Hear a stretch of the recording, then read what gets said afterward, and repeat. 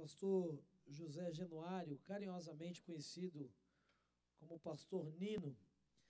Pastor Nino, ele é pastor da Igreja Batista em Perdizes, ou nas Perdizes, até hoje eu não sei, é em Perdizes, né?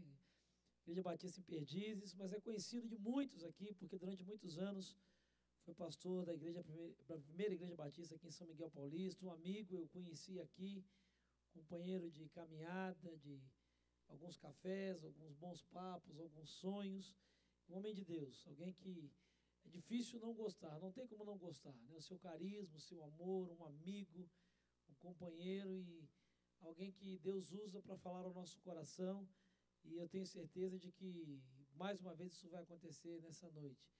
Ele aceitou muito prontamente o nosso convite, e eu queria agradecer a você por aceitar e por participar desse momento de festa para nós, para essa igreja, né, e para mim em particular é muito bom recebê-lo, é muito especial recebê-lo aqui nessa noite, ser um amigo, tem amigos aqui, eu sei que existem pessoas que vieram aqui para revê-lo, para matar a saudade, e você está em casa, essa é a sua igreja nessa noite, que Deus fale ao seu coração e te use como tem feito tantas vezes ao longo da sua caminhada e nesse tempo ali em Perdizes.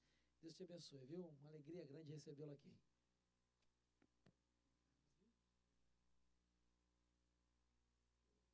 Boa noite, irmãos. Paz e graça a todos. Quero dizer que 50% ou 70% é tudo generosidade desse pastor que vocês conhecem muito bem. Eu estou muito feliz de estar com vocês nesta noite, noite de festa. A última vez que estive aqui tem quase 4 anos. E hoje eu passei pela Boturuçu, perdi a igreja. Está tudo muito diferente. E quando achei, fiquei impressionado com tantas mudanças, visando um futuro extraordinário que Deus tem reservado para vocês. E eu fico muito feliz de ter acompanhado algumas coisas em oração com o pastor Marcelo compartilhando, e ver isso hoje se transformando em realidade é algo muito bacana. Por isso, o meu desejo é que Deus continue abençoando a IBG, a Igreja Batista da Graça, que venham outros mais 52 anos e de muita coisa boa que o mover de Deus está trazendo e ainda vai trazer na vida desta igreja, no ministério do pastor Marcelo, esse amigo querido que me recebeu com alegria. Na realidade, eu vim hoje mais para acompanhar o Alexandre. Antigamente, o Alexandre me acompanhava, mas agora as coisas estão se invertendo. Eu acompanho o Alexandre agora, e é muito bom estar com o pessoal aqui. Eu não posso deixar de falar que estou muito emocionado de rever algumas pessoas do meu primeiro pastorado, que foi aqui muito perto, Igreja Batista Memorial do Jardim Matarazzo, algumas pessoas queridas que hoje estão na Igreja Batista da Graça, alguns eu tive a oportunidade de batizar, hoje tomei um susto com o tamanho que eles estão, muito joia. Alguns irmãos da primeira igreja de São Miguel Paulista estão aqui também, estou com um coração muito emocionado e juntando essa turma, o pessoal de Perdizes que tem me aguentado com paciência nesses últimos 2 anos e meio. O tema do aniversário dos irmãos é algo muito bacana, o caminho da cruz. E hoje o meu tema, escolhido pelo pastor Marcelo, é o caminho da comunhão. Quero falar sobre comunhão hoje à noite. Quero pensar com você que Jesus, ao fundar uma igreja, ao fundar a igreja, melhor dizendo, ele sonhou com uma comunidade de amigos. Ele sonhou com uma comunidade em que as pessoas pudessem se conhecer, pudessem se gostar. Não apenas um grupo que em comum apenas teria a salvação, muito pelo contrário. Jesus sonhou com uma comunidade de amigos, de gente que se ama, de gente que se relaciona, de gente que tem comunhão, essa amizade íntima que nos faz compartilhar de tudo. Eu pergunto a você hoje à noite que me ouve aqui, a Igreja Batista da Graça, a IBG, é uma igreja que possui comunhão? A resposta é sim. Mas, como eu costumo dizer, o que é bom sempre pode ser melhor. O que está bom pode chegar a ótimo. Por isso eu quero desafiar você a pensar comigo hoje num texto, num dos mais extraordinários textos do apóstolo Paulo. Quero convidar você a abrir a sua Bíblia na carta aos Romanos, no capítulo de número 16. O capítulo que vai encerrar esse verdadeiro tratado de teologia. Tem alguns pastores que sempre têm uma carta favorita do apóstolo Paulo. A maioria fica entre Romanos e Efésios. Essas duas cartas são extraordinárias em termos de conteúdo, mas penso que a pepita de ouro do apóstolo Paulo, o tratado teológico mais intenso, ele se encontra na carta aos Romanos. E vejam como é que o apóstolo Paulo vai terminar esse tratado teológico. A partir do verso de número 1, Romanos capítulo 16, verso de número 1. Amém? Recomendo-lhes nossa irmã Febe, serva da igreja em Cencreia. Eu peço que a recebam no Senhor de maneira digna dos santos, e lhe prestem a ajuda de que venha a necessitar, pois tem sido de grande auxílio para muita gente, inclusive para mim. Saúdem Priscila e Áquila, meus colaboradores em Cristo Jesus, arriscaram a vida por mim. Eu sou grato a eles, não apenas eu, mas todas as igrejas dos gentios. Saúdem também a igreja que se reúne na casa deles. Saúdem o meu amado irmão Epêneto, que foi o primeiro convertido a Cristo na província da Ásia. Saúdem Maria, que trabalhou arduamente por vocês. Saúdem Andrônico e Júnias, meus parentes que estiveram na prisão comigo. São notáveis entre os apóstolos e estavam em Cristo antes de mim. Saúdem Amplíato, meu amado irmão no Senhor. Saúdem Urbano, o nosso cooperador em Cristo, e meu amado irmão Estaques. Saúdem Apeles, aprovado em Cristo. Saúdem os que pertencem à casa de Aristóbulo. Saúdem Herodião, meu parente. Saúdem os da casa de Narciso, que estão no Senhor. Saúdem Trifena e Trifosa, mulheres que trabalham arduamente no Senhor. Saúdem a amada Pérside, outra que trabalhou arduamente no Senhor. Saúdem Rufo, eleito no Senhor, e sua mãe, que tem sido mãe também para mim. Saúdem Assínclito, Flegonte, Hermes, Pátrobas, Hermas e os irmãos que estão com eles. Saúdem Filólogo, Júlia, Nereu e sua irmã, e também Olimpas, e todos os santos que estão com ele. Saúdem uns aos outros com beijo santo. Todas as igrejas de Cristo enviam-lhes saudações. Quero conversar com você hoje à noite, nesta festa, sobre esse tema, trilhando o caminho da comunhão. Vamos orar? Curva a sua fronte onde você está. Vamos falar com Deus. E vamos pedir para Deus falar com a gente também. Depois eu preciso aprender como é que mexe aqui. Pai querido, nós abrimos a Tua palavra nesta noite com um coração cheio de gratidão a Ti, por estarmos nesta igreja que é tão querida nossa, e estar numa ocasião de aniversário, Pai. Há 52 anos atrás, um grupo de irmãos, orientados pelo Senhor, deu início a essa história tão linda, que hoje se completa 52 anos. E pedimos ao Pai que o Senhor continue abençoando esta história que está sendo construída por esses irmãos no atual ministério do pastor Marcelo. Que o Senhor possa, Deus, continuar dando direção, dando visão, dando, Pai, a esses amados irmãos o apoio, o encorajamento necessário para eles continuem sendo nesta comunidade, neste lugar, neste bairro, um referencial que aponte para o brilho que Jesus pode dar na vida do ser humano. E pedimos, ó Pai, que a Tua palavra nos ensine hoje à noite como é que a gente pode viver uma vida com comunhão, como é que a gente pode trilhar o caminho da comunhão, que o Senhor nos oriente hoje à noite o que consta neste caminho de comunhão, o que é preciso fazer para viver em comunhão, e nos dá, Senhor, a oportunidade de ver na história desta igreja, que é uma igreja que tem comunhão, que essa comunhão possa se tornar ainda melhor, para a glória única e exclusiva de Jesus de Nazaré, o Senhor da igreja. Nos visita, Senhor, agora nós pedimos humildemente, no doce, santo, bendito e precioso nome de Jesus. Amém, amém.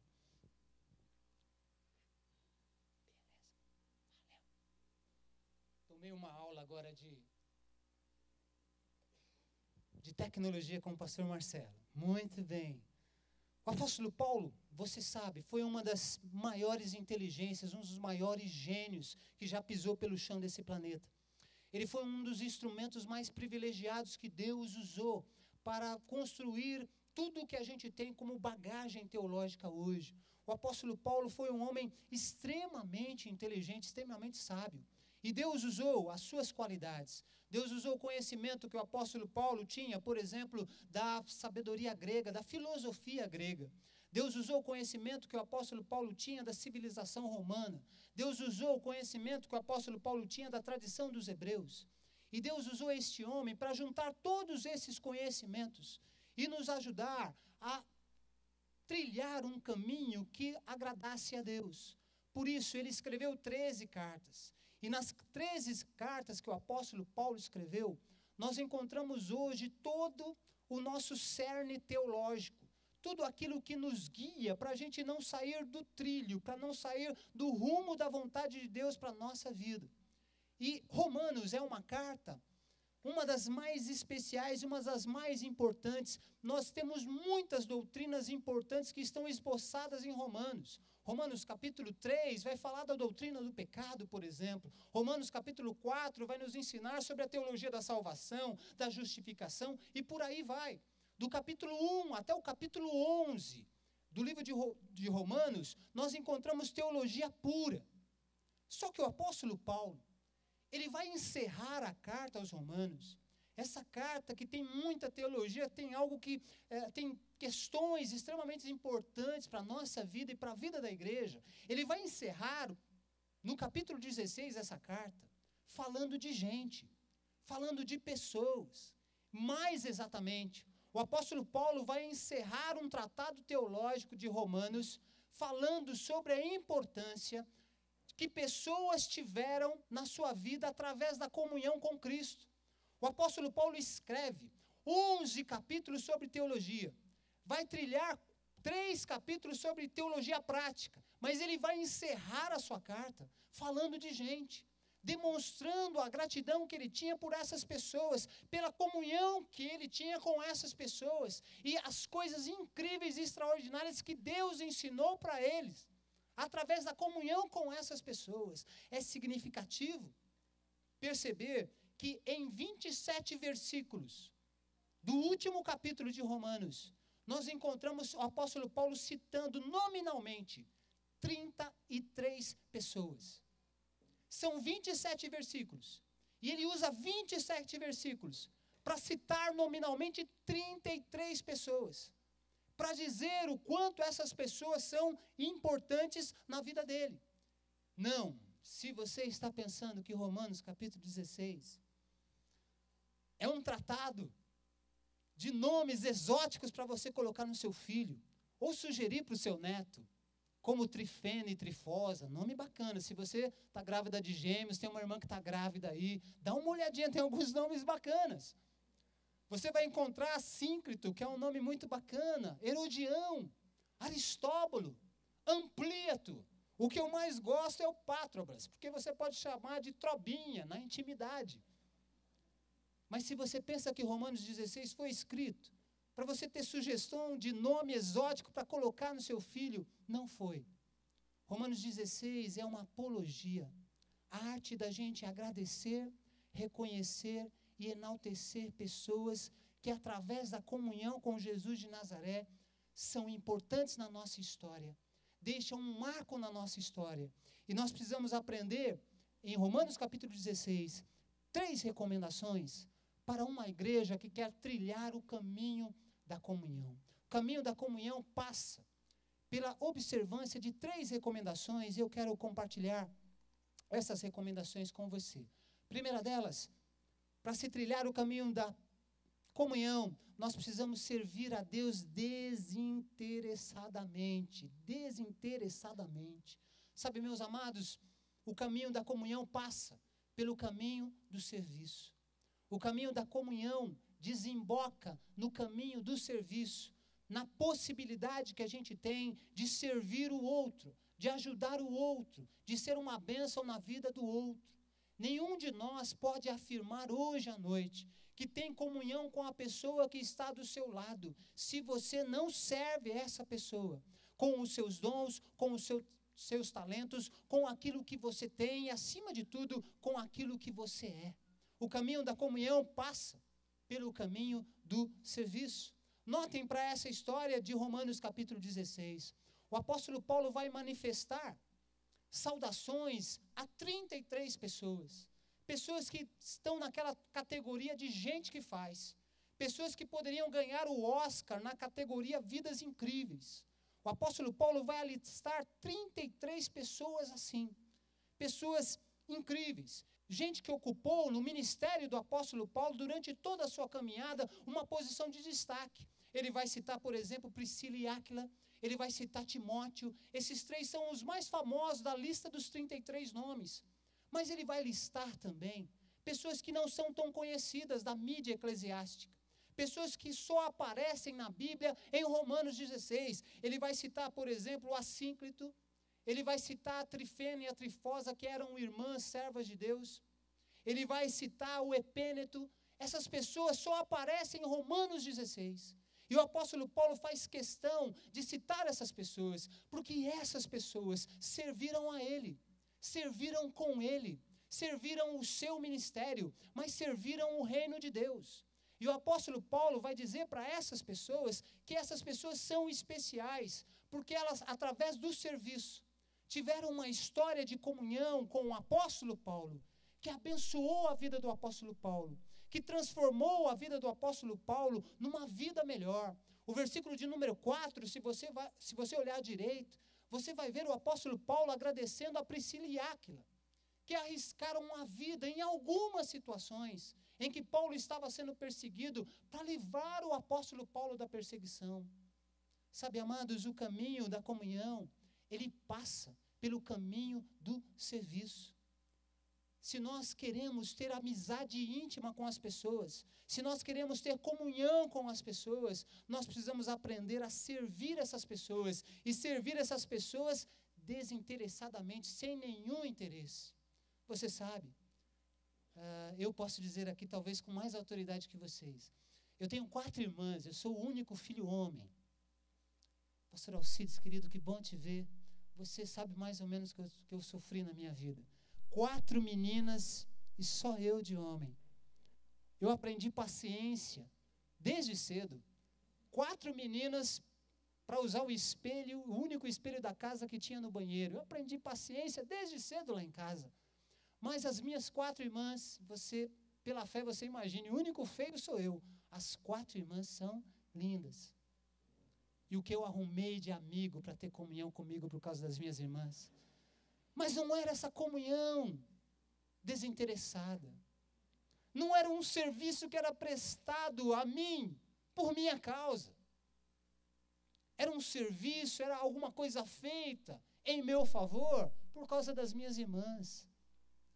A comunhão que desemboca no serviço, ela está baseada nessa capacidade que a gente tem de servir o outro sem ter um outro interesse, senão o de abençoar, senão o de ajudar, senão o de auxiliar, ainda que a pessoa não nos diga muito obrigado, ainda que ela não nos reconheça.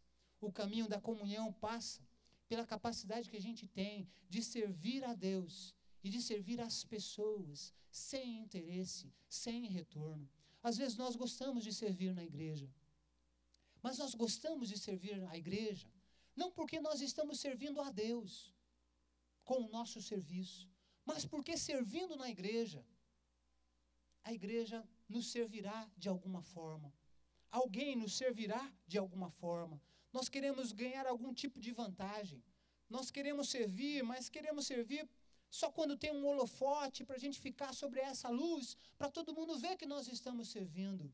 Esse tipo de serviço com um interesse mesquinho não é o que a gente deve prestar nessa santa ambição de ter comunhão com as pessoas. Precisamos servir as pessoas desinteressadamente. Precisamos nos alegrar em sermos úteis na vida das pessoas. E eu gosto desse texto aqui, porque essas pessoas, essas 33 pessoas que Paulo se esforça para lembrar o seu nome, para registrar o seu nome, para elogiar cada uma das pessoas que ele cita.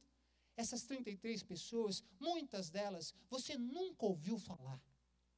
Muitas delas você está escutando a menção hoje, porque às vezes você leu a Bíblia rapidamente, como a gente costuma fazer, e a gente só presta atenção naqueles nomes que são mais famosos. A gente fica olhando para Priscila, para Áquila, a gente fica olhando para Timóteo, e a gente deixa passar o Epêneto, a gente deixa passar o Amplíato, a gente deixa passar o Urbano, que era um escravo.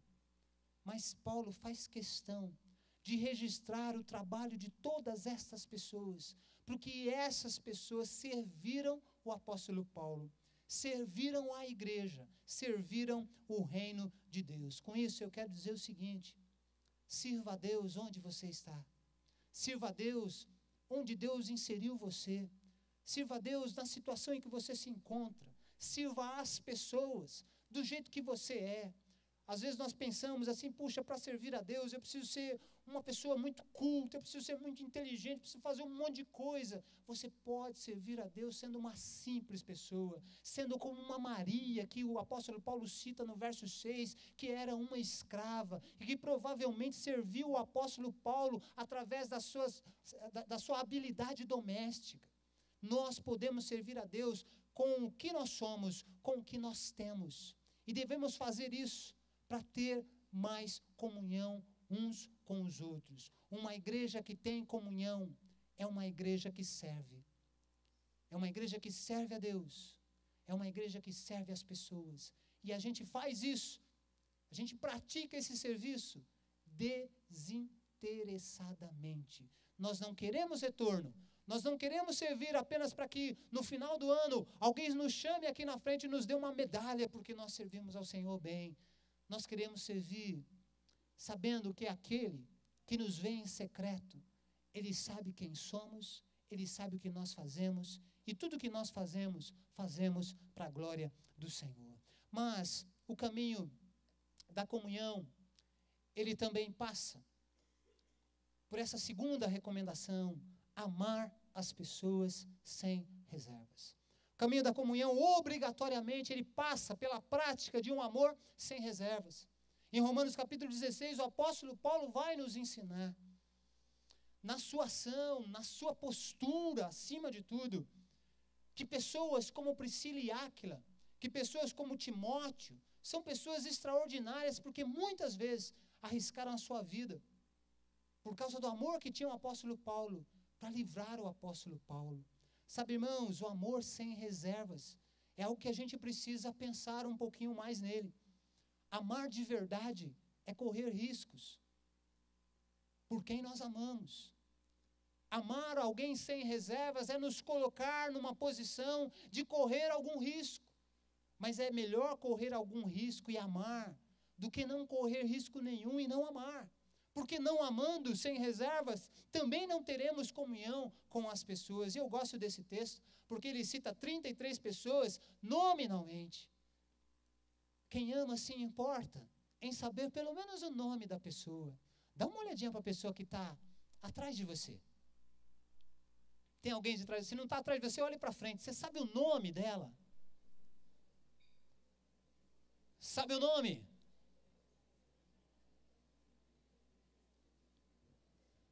Isso, pode voltar aqui para mim agora. Sabe qual é o nosso problema nas igrejas? É que o máximo que a gente conhece do irmão é a nuca dele. A gente tem uma comunhão de nuca. A gente senta no banco, junto com o irmão, que foi salvo por Jesus, como a gente adora, a gente passa o culto inteiro celebrando ao Senhor e a gente não sabe o nome, porque a gente não pergunta. Porque a gente só se cumprimenta na hora que o Cláudio abre o culto e pede para o pessoal cumprimentar, dar um abraço do lado, é a marca do pastor Marcelo, essa simpatia.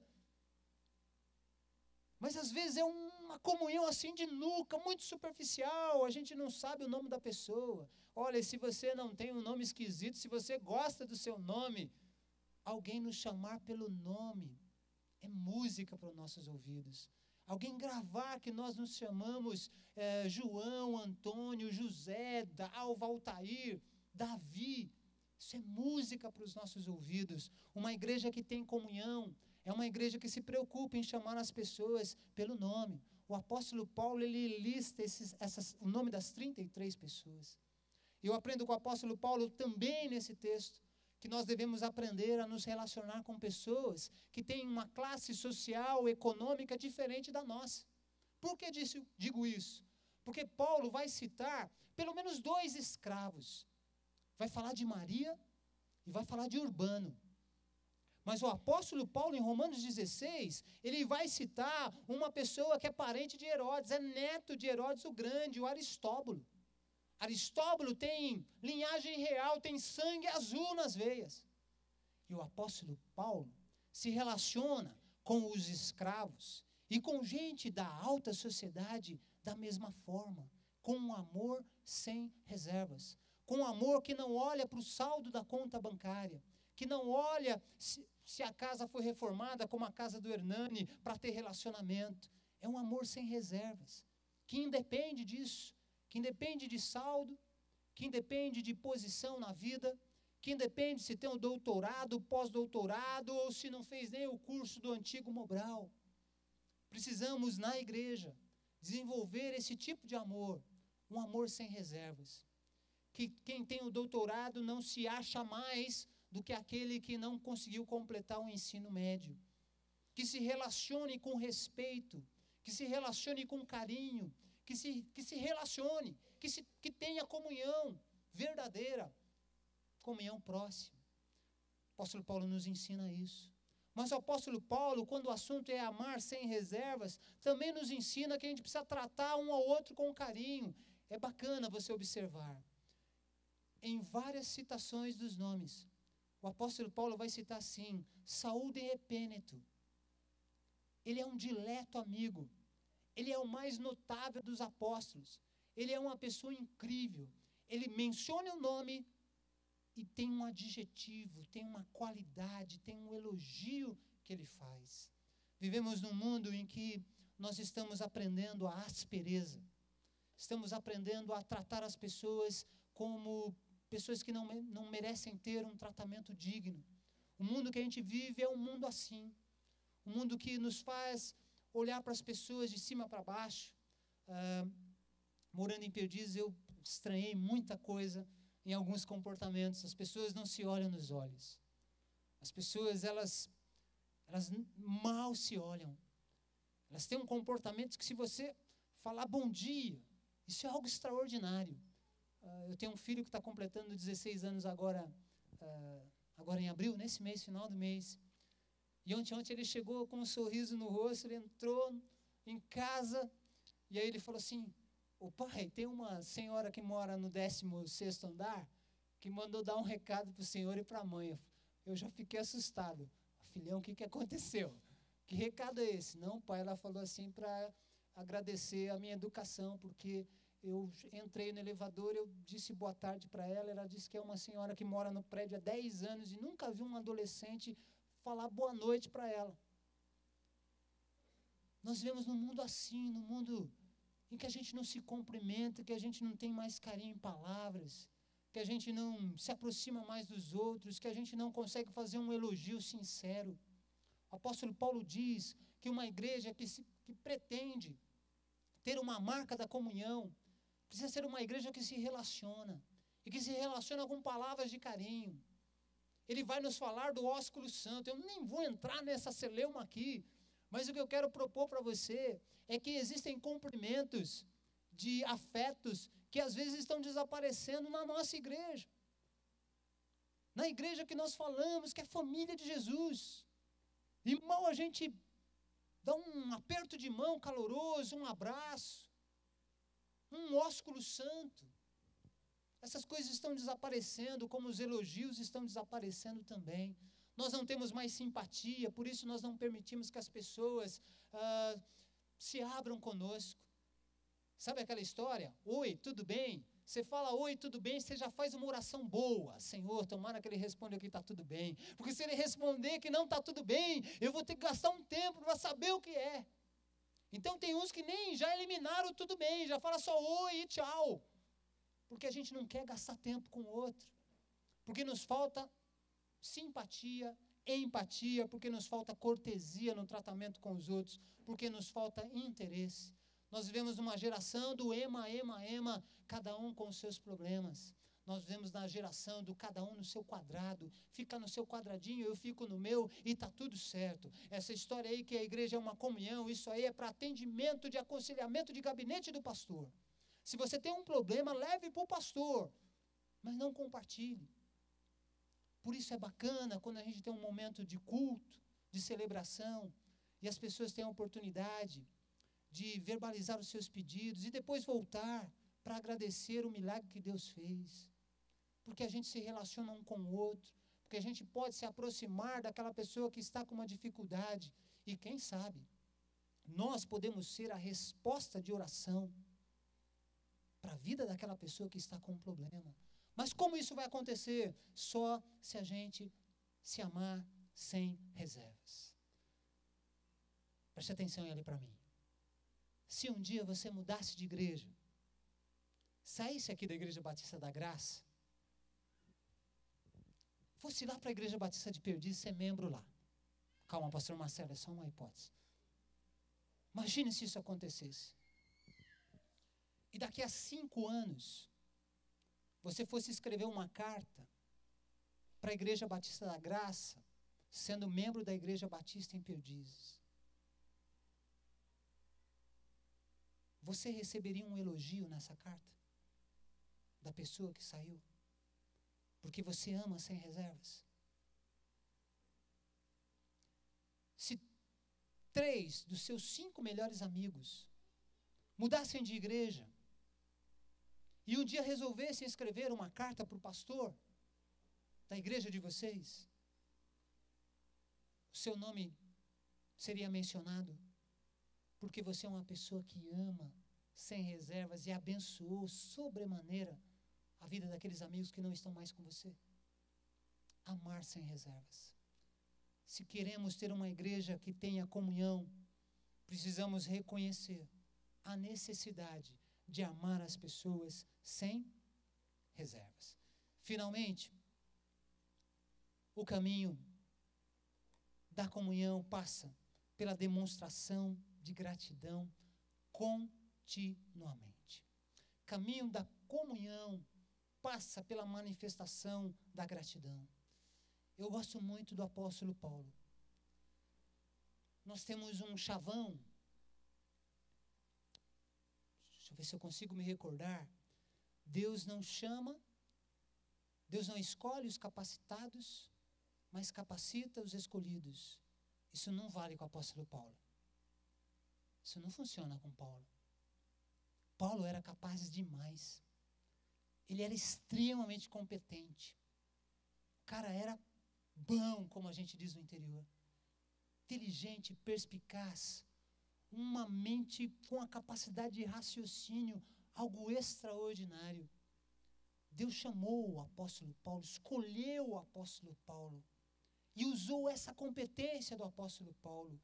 E Paulo foi um dos maiores líderes da história do cristianismo. Mas esse Paulo que é competente, esse Paulo que sabe escrever, esse Paulo que sabe debater, que sabe contender, esse Paulo é um líder relacional. De todos os líderes do Novo Testamento, na minha humilde percepção, o apóstolo Paulo é aquele que tem mais habilidade de construir relacionamentos. É aquele que mais tem habilidade de ter comunhão com as pessoas. Aquele que mais construiu amigos durante a sua trajetória. Amigos. E é impressionante notar o que Deus fez na vida do apóstolo Paulo. Porque antes de ser Paulo, ele era o Saulo. É aquele que o mau hálito do Saulo já era um hálito de ferocidade. Era alguém que queria matar, destruir os cristãos. Era um homem duro. Era um homem que consentiu na morte de Estevão. Só que ele tem uma experiência com Deus que transforma a sua vida no caminho de Damasco. E esse homem que é rude, esse homem que é feroz, agora tem um coração transformado. Ele vai escrever para Timóteo, ele diz assim: Timóteo, quando eu lembro de você eu choro. Você já imaginou o apóstolo Paulo? Em Atos 8, antes de ter a transformação em Atos 9, tendo uma manifestação de carinho. Eu escrevo a vocês como se vocês fossem meus filhos. Esse homem agora é um homem que foi transformado. E esse homem que foi transformado constrói amizades, ele tem relacionamento, ele tem comunhão com as pessoas. E ele escreve Romanos 16 para reconhecer duas categorias de pessoas. Ele escreve Romanos capítulo 16 para agradecer, enaltecer e bendizer seus cooperadores diretos. Priscila, Áquila, Timóteo. Mas ele escreve Romanos 16 para reconhecer os seus colaboradores não tão diretos assim. Pessoas como Urbano, Trifena e Trifosa, Pérside, Amplíato. Pessoas que você nunca vai descobrir absolutamente nada da história deles. A única coisa que você vai descobrir é que eles foram bênção na vida do apóstolo Paulo.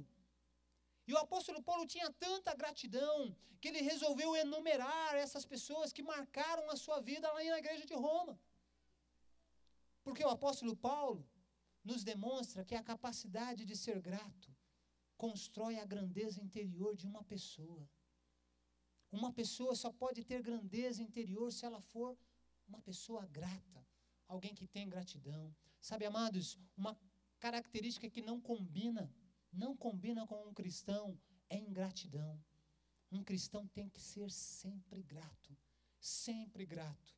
O povo da gratidão é um povo que vive agradecendo, porque é um povo agradecido. E por termos sido alcançados pela graça redentora de Jesus, que a gente não merecia, a gente precisa ser grato a Deus, mas a gente precisa ser grato às pessoas. O apóstolo Paulo não esqueceu de reconhecer ninguém, mas eu fico impressionado porque no verso 13, dê uma olhadinha no texto, o apóstolo Paulo vai citar a mãe de Rufo, e vai dizer assim: a mãe de Rufo foi a minha mãe também. Em algum momento na vida do apóstolo Paulo, ele precisou de uma mãe. Tem momentos na vida de um pastor de igreja que a gente não precisa só de um amigo, que a gente não precisa só de um irmão em Cristo. Tem momentos como pastor que a gente precisa de uma mãe. E a mãe de Rufo foi mãe do apóstolo Paulo. Eu tenho uma segunda mãe que está aqui, a irmã de Janeira, e ela sabe porque ela é uma pessoa tão querida. Porque nos momentos que a gente mais precisa, Deus levanta alguma dessas pessoas que se transformam em mães e pais, como a gente nunca teve antes. E o apóstolo Paulo, ele tem gratidão. Ele consegue verbalizar isso. Ele consegue ser grato. Por isso, meu amado, eu queria pensar com você hoje à noite.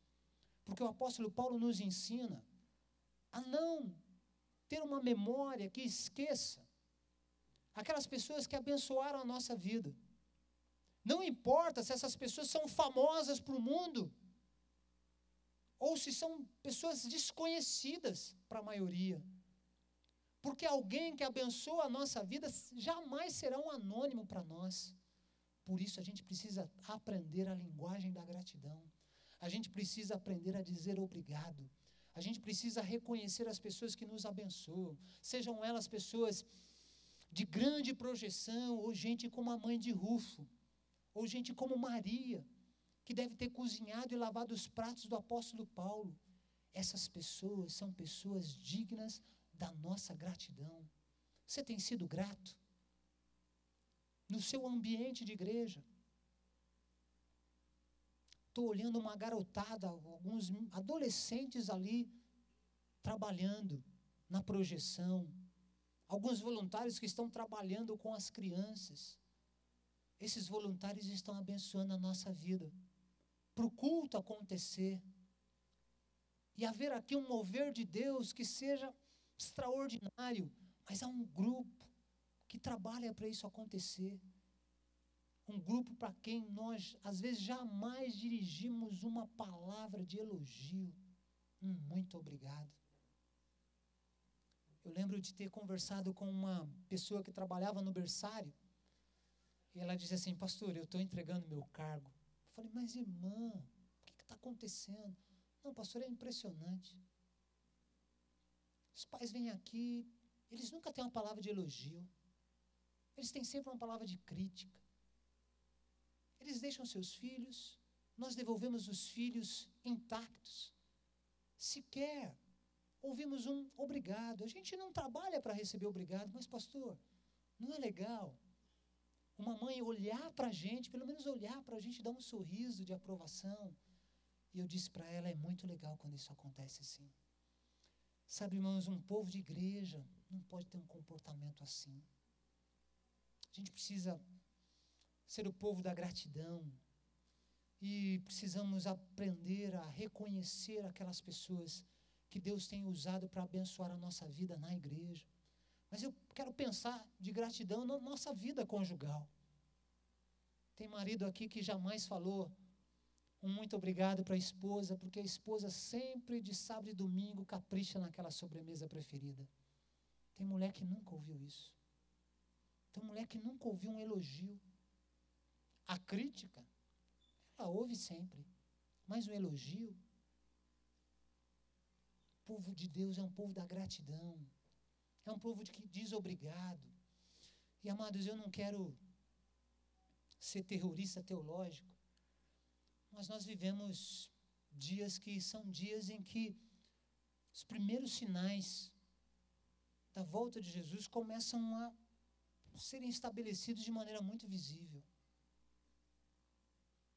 Por isso, enquanto é tempo, vivamos como o povo da gratidão, o povo que é grato a Deus e o povo que é grato às pessoas que Deus usa através da comunhão para abençoar as nossas vidas. E a gente precisa fazer isso agora, porque o amanhã pode ser tarde demais. Eu me lembro dessa tragédia da Boate Kiss. 2 semanas depois, acessando na internet, estava lendo a história de algumas pessoas que morreram e me chamou a atenção a história de uma menina chamada Ingrid.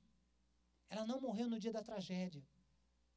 Ela ia para aquela balada e ela estava noiva e o noivo era de uma outra cidade, uma cidade vizinha, Santa Maria, e o noivo dela ligou para ela, nesse dia, que ia até a balada, do dia da tragédia, e disse assim, querida, eu não sei porquê, mas eu estou com um aperto no coração tão grande, eu tenho só um pedido para você atender. Eu peço para você não ir no baile, não vá nessa balada, não vá. Eu não sei porquê, eu sei que você já comprou os ingressos, você e a sua irmã, mas por favor, não aparece lá. E a Ingrid tentou argumentar, mas amor, já paguei, eu preciso ir, a turma da minha sala e tal, a minha irmã conhece o fulano, Beltrano, Ciclano, mas ele implorou e ela resolveu ceder e não foi. Quando começou o incêndio, o noivo dela ligou. Amor, você está em casa, a sua irmã está em casa? Estamos. A Ingrid escapou daquela tragédia. E ela voltou para casa e o pai ficou muito feliz e eles resolveram antecipar o casamento. Resolveram sacramentar o noivado. E ele morava numa cidade próxima dela. Em 2 semanas, eles marcaram a oficialização do noivado e ela foi de carro buscar o seu noivo. E quando eles estavam voltando para Santa Maria, ela, que no dia seguinte tinha dito para o seu pai, pai, Deus me deu uma nova chance. Eu quero fazer as coisas mais simples da vida agora. Eu quero gostar das pessoas que gostam de mim. Quero procurar gostar de quem não gosta de mim. Mas eu quero ter tempo para dizer para as pessoas o quanto elas são importantes, especiais na minha vida. Eu quero ser uma pessoa que tenha mais gratidão. Eu quero curtir mais a minha família, porque eu estou fazendo hora extra. Eu poderia ter morrido. Pai, eu vou mudar a minha história. Eu vou ser uma nova pessoa. Mas aí, enquanto eles estão indo de carro para Santa Maria, o noivo perde o controle da direção, o carro sai da pista e bate direto na frente de um caminhão, e os 2 morreram na hora. Escapou de uma tragédia. Deus usou a tragédia para mostrar para Ingrid que ela precisaria rever os seus valores e os seus conceitos. Ela fez um compromisso de mudar a sua história, mas não deu tempo para cumprir. Eu digo isso especialmente para você que é mais jovem, para você que é adolescente. Nós vivemos a vida achando que a gente tem o tempo todo para fazer as coisas mais simples que a gente pode fazer hoje. A gente tem sempre o tempo todo para fazer amanhã. A gente sempre acha que a gente vai ter todo o tempo do mundo para fazer as coisas mais simples que a gente deveria estar fazendo hoje. Reconhecer os nossos pais, ter um relacionamento mais amigável com os outros. Existe muito crente que acha que o barco da sua vida nunca pode afundar. E esse é o nosso equívoco, especialmente nos relacionamentos com as pessoas. Nós temos problemas de relacionamentos, nós não perdoamos, nós achamos que um dia Deus vai tocar no nosso coração e a gente vai resolver essa história. Irmãos,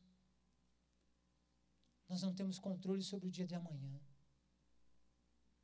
Por isso, eu quero encorajar você a amar as pessoas sem reservas, a servir as pessoas, mas acima de tudo a demonstrar gratidão para com as pessoas continuamente.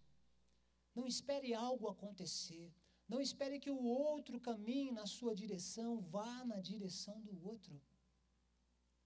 Não espere que alguém faça alguma coisa para você retornar com alegria, com gratidão, com amor. Faça você mesmo. A vida é frágil demais. Essa vida é uma insegurança. Nós vivemos num mundo que não faz sentido. E nesse mundo que não faz sentido, onde as pessoas tiram a vida de um rapaz de 19 anos a troco de um celular, nós precisamos amar as pessoas como se não houvesse amanhã. E a gente precisa ter gratidão. Sabe, amados, na história do povo de Deus, especialmente na história do povo de Israel, uma das maneiras mais didáticas que Deus tinha para tratar com o povo era fazer o povo de Israel voltar o olhar para trás e reconhecer aquilo que Deus havia feito na história deles. E com essa gratidão, seguir em frente. Eu quero convidar você a fazer isso. Não apenas na sua história com Deus, mas também na sua história com as pessoas. Finalmente, eu termino convidando você, encorajando você a trilhar o caminho da comunhão. Esse caminho da comunhão, ele desemboca no caminho do serviço. Um serviço sem segundas intenções. Esse caminho da comunhão, ele desemboca na capacidade que a gente tem de amar as pessoas sem reservas. E esse caminho da comunhão, ele desemboca na capacidade que a gente tem de demonstrar gratidão para com as pessoas. Dê uma olhadinha para quem está pertinho de você. Você tem comunhão com essa pessoa mesmo? Você a serve? Você a ama sem reservas? Você demonstra gratidão? Vamos orar. Pastor Marcelo, vem cá orar por nós. Curva a sua fronte. Eu quero encorajar você, quem sabe hoje à noite, restaurar a sua amizade com alguém, essa amizade que está rompida por algum problema. Quero encorajar você a perdoar. Não fique esperando o anjo Gabriel aparecer na sua vida dizendo assim: filho, hoje é o dia de perdoar. As Escrituras nos asseguram que nós devemos perdoar, porque perdão é saúde. Saúde para nós que perdoamos. Saúde para quem recebe o perdão. Pare de viver uma vida de implicância com os outros. Seja mais leve, tenha mais serenidade, tenha mais comunhão. Vamos pedir isso para Deus?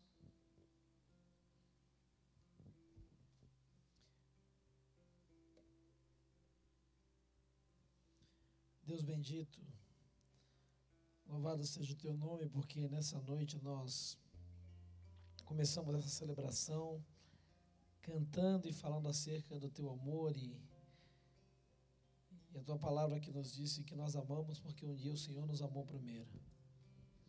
Pai, muitas vezes é difícil Nós reconhecemos que não é fácil amar a todos, mas nós te louvamos porque a tua palavra nos desafiou e nos encorajou nessa noite a vivermos, ó Deus, a bendita experiência da comunhão com os nossos irmãos, com pessoas de perto, de longe, com pessoas parecidas com a gente, com pessoas tão diferentes da gente. Obrigado porque essas diferenças, elas foram superadas na cruz do Calvário. Da mesma forma que o Senhor transformou o coração do apóstolo Paulo, alguém que testemunhou de forma inconsequente e insensível o apedrejamento de Estevão, um homem que chorava por aqueles que muitas vezes falavam até mal dele, que o Senhor transforme o nosso coração, transforma o nosso coração a ponto de servirmos desinteressadamente, possamos ter uma gratidão contínua no nosso coração e possamos, ó Deus, tomar a atitude, fazer a nossa parte, de investirmos nos relacionamentos com pessoas que estão à nossa volta. A começar por aquilo que é o mais básico, que, como ouvimos nessa noite, é conhecer o nome de cada uma delas. Pai, que lições preciosas ouvimos aqui e de que maneira tão bondosa e poderosa o apóstolo Paulo, através da vida do teu servo, o pastor Nino, falou ao nosso coração. Que possamos voltar a valorizar as coisas simples da vida, como um sorriso, um abraço, e termos com quem chorar, com quem nos alegrar e com quem dividir a nossa caminhada. Nós essa noite queremos te pedir perdão por aquelas pessoas a quem temos magoado, a quem temos entristecido, perdão até mesmo por aquelas que muitas vezes a quem temos evitado. Que o Senhor nos ajude, quebrante o nosso coração, nos dê graça, nos dê misericórdia, nos faça agentes da tua graça, da tua misericórdia. Que possamos ser instrumentos do Senhor, para aproximarmos uns dos outros e juntos, para que juntos possamos nos aproximar do Senhor e conhecer o Senhor cada dia mais nessas benditas experiências de relacionamento e de comunhão na tua família e no teu reino, Pai. Ajuda-nos, Pai, a chorar com os que choram, a alegrar com aqueles que se alegram. Ajuda-nos e ensina-nos a levarmos as cargas uns dos outros. Ajuda-nos, ó Deus, a valorizarmos, ó Deus, aqueles que estão à nossa volta. E como disse, como ouvimos nessa noite, de maneira desinteressada, não porque vamos receber algo em troca, não porque vamos ser reconhecidos ou elogiados, mas porque é isso que o Senhor espera de cada um de nós. E que muitas vezes um simples gesto de agradecer, como o apóstolo Paulo teve no final da sua carta, pode resultar num impacto tão grande, milhares de anos depois, como produziu nessa noite em cada um de nós. Talvez o objetivo de Paulo era simplesmente agradecer, reconhecer a gratidão do seu coração por pessoas a quem ele amava, pessoas que o tinham ajudado, amado, orado, chorado com ele. Talvez o seu desejo era só reconhecer. Mas bendito seja o teu nome, porque o Senhor usa coisas simples como relacionamentos para falar muito mais e transformar a história de homens e mulheres, como eu creio o Senhor está transformando nessa noite. O Senhor conhece o nosso coração, o meu coração. Então trata-nos com o poder do teu Espírito Santo. Move-nos às mudanças que precisamos fazer. Tira-nos do medo, da vergonha, do orgulho, quebranta-nos e leva-nos em direção ao outro, para que juntos, como família do Senhor, possamos, servindo ao Rei e ao Reino, fazer diferença onde o Senhor nos colocar. Obrigado por essa palavra bendita, obrigado pela vida do pastor Nino, da sua família, do seu ministério. Para cima de tudo, obrigado pela amizade, pelo amigo que ele tem sido na caminhada. Obrigado porque a sua vida ecoa aquilo que foi pregado nessa noite. O interesse que ele tem por aqueles que estão perto, o amor e o cuidado que ele tem por aqueles que estão ao seu lado. Que a vida dele a cada dia seja um instrumento, não só de proclamação, mas também de relacionamento, para abençoar pessoas como tem abençoado a minha vida e a vida de tantos que estão aqui nessa noite, que vieram aqui para mais uma vez serem ministrados, não somente pela palavra, mas pela vida do teu filho. Que a cada dia o Senhor possa derramar sobre ele a porção dobrada do teu Espírito, no ministério que tem confiado ali na Igreja Batista em Perdizes, usando de maneira poderosa para que vidas sejam restauradas, para que o seu poder seja revelado e para que o nome de Jesus seja glorificado na vida e através da vida dele.